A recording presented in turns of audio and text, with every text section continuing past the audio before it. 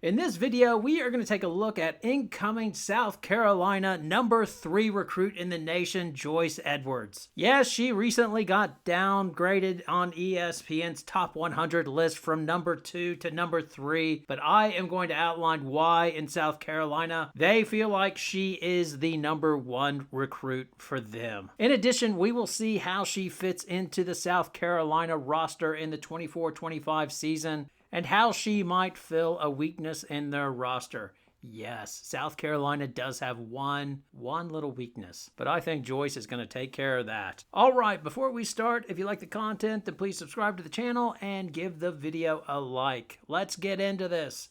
So why is Joyce Edwards such a good fit for South Carolina? Well, culture. She fits into their culture. What is the South Carolina culture? Well, it's a number of things, but the keys are, first, you understand that you must play defense if you want to get on the floor. Secondly, it is sacrifice. You understand that you have to put the team first to allow the team to win, which might mean sitting on the bench because they have so much talent. I mean, everybody. I know we didn't play everybody, but everybody was into the game, and the fact that we have so many people to put up little attendance, play very little minutes this tournament. Put her in there, hit the shot.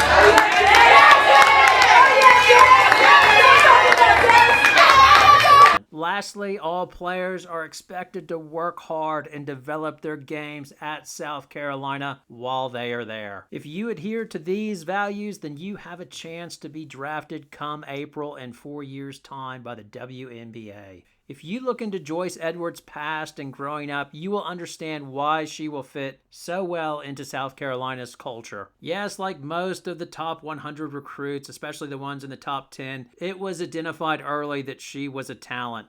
Her dad noticed early on and started working with her in middle school as a way to get a scholarship so he could get out of paying tuition, which is smart. In the 7th grade, she made the Camden High School varsity team. As well, Don Staley noticed her talent straight away and also offered her a scholarship in the 7th grade. But this is where I find that it gets interesting. Her sophomore year in high school, she struggled a little bit as she fractured her ankle, which she had to work through. Her high school lost in the championship game, as well in the summer trials when she tried out for the under-17 Team USA and the 3-on-3 Team USA. She was unsuccessful. And yes, these are not all end-of-the-world disappointments. I understand that. But I do think it is a positive about how she dug in and did the work after those disappointments. Listen to her high school coach, Natalie Norris, talk about how she responded. She kind of had a choice. It could really, discourage her and shake her confidence, but she didn't allow that to happen. Instead of letting it break her, I mean, she allowed it to make her all these series of disappointments, and she came back stronger mentally, physically, in every way, shape, and form, and it's just culminated in the player that we see today. That to me is what makes her journey so wonderful, because she didn't get picked for everything, but she still went ahead and was confident. She still went ahead and worked. She was still a happy kid. She wasn't sulking or upset or trying to prove herself to anybody. She just worked and put one step in front of the other.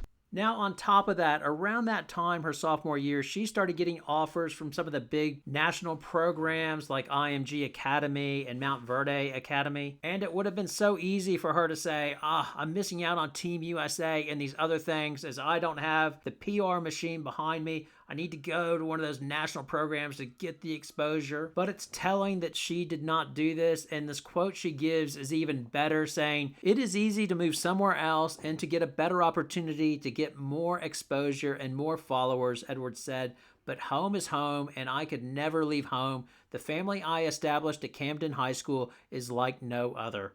And staying home seemed to work out just fine as she got a 5.08 GPA. She took AP classes as she wants to be an engineer. She's a smart kid, but a good kid as well, as she was a volunteer coach for one of the basketball camps, as well as tutors kids in middle school. The basketball also seemed to work out a little bit, as well as she made the 2023 Under-19 World Cup team for Team USA. Now, she was the youngest player on that team, but had the highest scoring average at 12 points per game. In addition, she made up for the sophomore championship loss by winning the championship in her junior and senior year. Her senior year, she averaged 31 points, 13 rebounds, and 4 steals. The school had an assembly for her after she was named to the McDonald's All-American team. And if you watch the video, it's touching as she breaks down during the ceremony as she's overwhelmed. But what is clear is that she made an impact on her high school and they made an impact on her.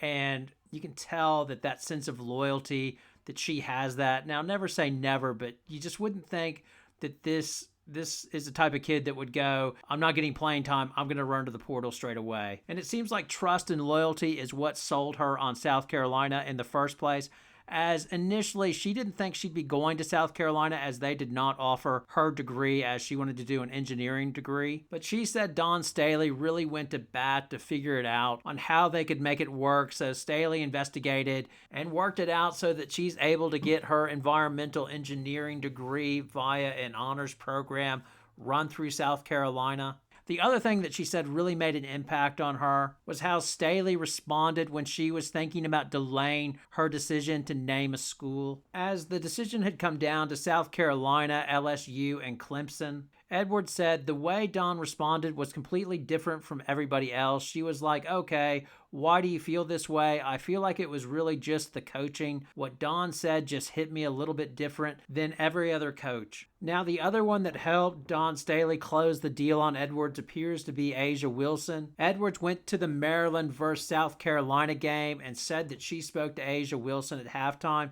which had a big impact, saying all of the returning players there were really cool, but I had a conversation with A'ja specifically because we play the most similar. She gave me a lot of good advice. Now, Slam reported that that advice was basically Wilson telling her how she was initially a role player when she started at South Carolina and grew dominant over the course of her career. Now, this had a big impact on Edwards, as she said, I feel like her transition from being more of a role player at South Carolina to her having to be more that dominant player in the paint and take them to the national championship. Just the whole process and her mentality throughout the progression she had through that, that's one of the biggest things that I took away from it. So if you're a South Carolina fan, that is just music to your ears as she understands the culture there, that you go there, you work hard, and you work your way up essentially. Not only that, in that same article in Slam, she gives this quote, when I go to South Carolina, my main goal is just to get on the floor because you can't get on the floor without defense and then sculpting my offense to be what the team needs. I'm not coming in looking to be like the star player and none of that. I'm just trying to come in and do what the team needs and to fit into my role. And that is just perfect. That's why she is going to be such a great fit for South Carolina. After the press conference, after she announced she was going to South Carolina, she answered a lot of questions. And a number of reporters asked, where are you going to play? Are you going to play the 4, the 5, the 3? And she's like, I'll play anywhere. I don't care. I just want to fit in, do a job, contribute to the team. Just a perfect answer you want your player to give. Now, in terms of where she will fit in with South Carolina in 2024-25, obviously there will be fierce competition, and the South Carolina roster, no doubt, is loaded. But she brings a unique skill set as she is 6'3", but she is so athletic, and I know all the players are athletic. But for 6'3", she just moves so well and is so quick. She's played other sports, so she's a good soccer player and volleyball player. She's just an athlete, and you can tell that when you watch her.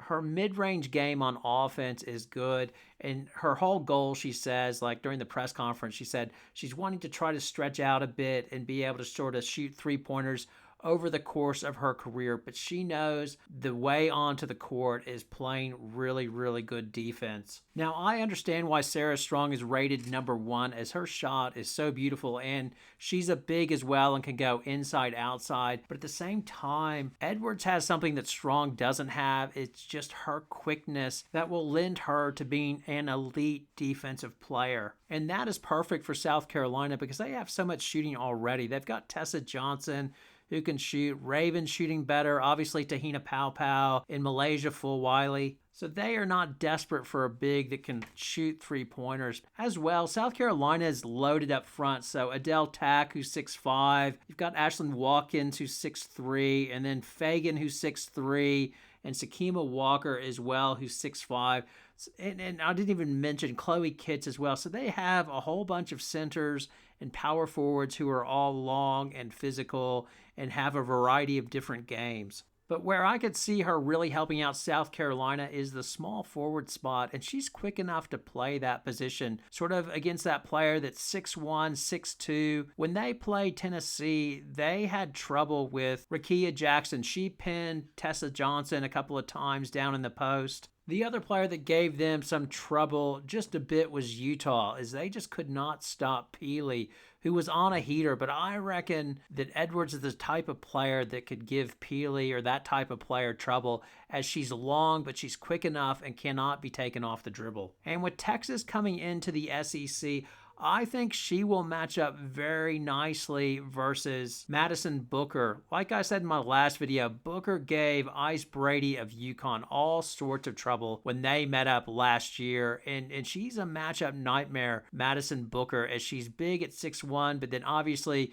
she has point guard skills, as she took over the point when Roy Harmon went down with her ACL injury. And I'm not saying she would guard them for the whole game, but it just gives them another option, because right now they usually go to Tessa Johnson or Bree Hall. Like, Bree Hall was the starter. They're both 6 foot, and the extra length that Joyce Edwards brings just gives Dawn Staley just another matchup option, which will make South Carolina a nightmare for opponents next year. I mean, essentially they could go with 6'5" Tack or 6'5" Sakima Walker, then Ashlyn Watkins at the power forward, Edwards, who's 6'3" at small forward, Tessa Johnson 6 foot at guard, and Raven Johnson at the point guard, who can put some pretty good ball pressure and made Caitlin Clark's life a nightmare in the championship game.